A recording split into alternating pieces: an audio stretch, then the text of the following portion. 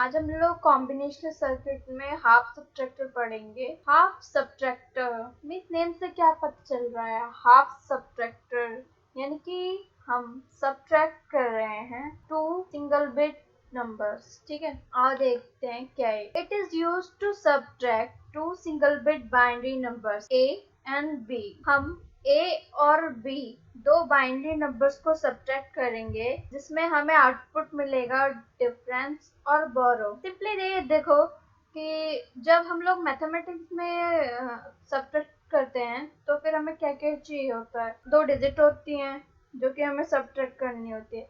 लेकिन जब हमारे पास जो डिजिट होती है वो कम होती है तो हमें बोरो लेना पड़ता है ना लेफ्ट हैंड साइड वाली से। तो ऐसे ही इसमें भी है। तो क्या करेंगे, तो एक डिफरेंस की आउटपुट आएगा और एक बोरो। ठीक है, तो आप देखते हैं क्या सब्ट्रैक्ट हो रहा है। जीरो जीरो में से जीरो गए जीरो। सिंपली हम लोग मैथ्स में कैसे करते हैं सब्ट्रैक्ट, हमारे पास सिंगल बिट नंबर है, जैसे सिंगल डिजिट 9 में 7 गए 2, है ना। तो ऐसे इसमें जीरो में से जीरो गए जीरो। ठीक, ऐसे ही ये इसमें बाइनरी में देखना है ना, तो हमें देखना पड़ेगा ये 0 1 बन रहा है या 1 0 बन रहा है या 1 1 बन रहा है या सिंगल 1 है। तो ये हमें देखना पड़ेगा, क्योंकि अगर 1 0 है तो वो 2 को रिप्रेजेंट करेगा, अगर 1 1 1 बन गया तो वो 3 को रिप्रेजेंट करता है ना, और 0 1 है तो 1 को ही रिप्रेजेंट कर रहा है। तो ये हमें देखना पड़ेगा। ठीक है, तो आप देखते हैं कैसे करना है। जीरो में से जीरो गए जीरो, जीरो में से 1 जाएगा नहीं।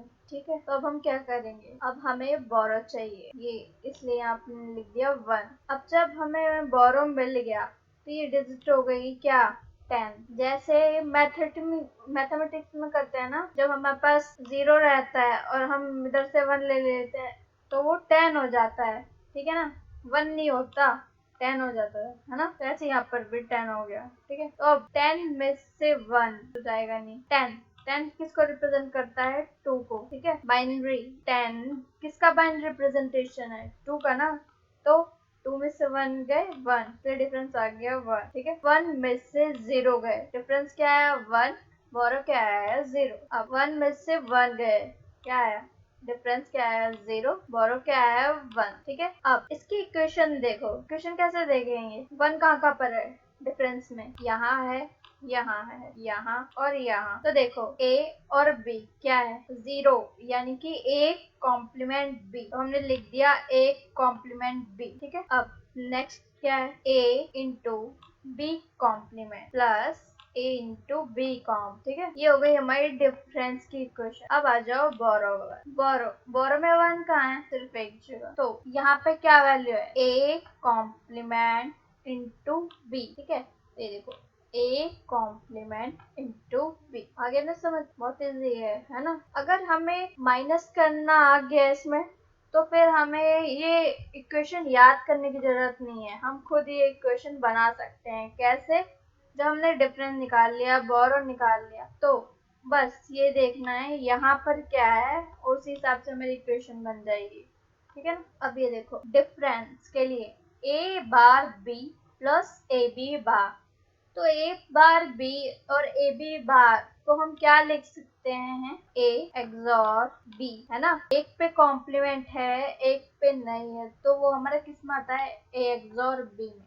तो हमने दो इनपुट लिए a b और एक्सॉर गेट बनाया, सिंपल हमारा आउटपुट आ गया। ठीक है, तो ये हो गया हमारे डिफरेंस का आउट। ठीक है, अब बोरो का देखो, बोरो में क्या है, a बार b। पहले तो सिंपल, यहाँ पे जो कुछ नहीं होता, बीच में इसका मतलब डॉट होता है ना। तो a bar b, a into b तो है ये। ठीक है, और बार के लिए क्या करेंगे, इन्वर्टर।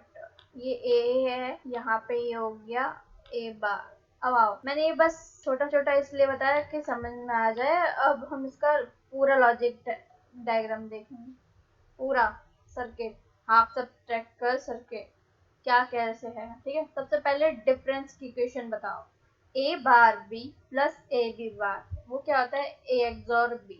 तो दो इनपुट चाहिए जिसके दो आउटपुट आएंगे, डिफरेंस और बोरो।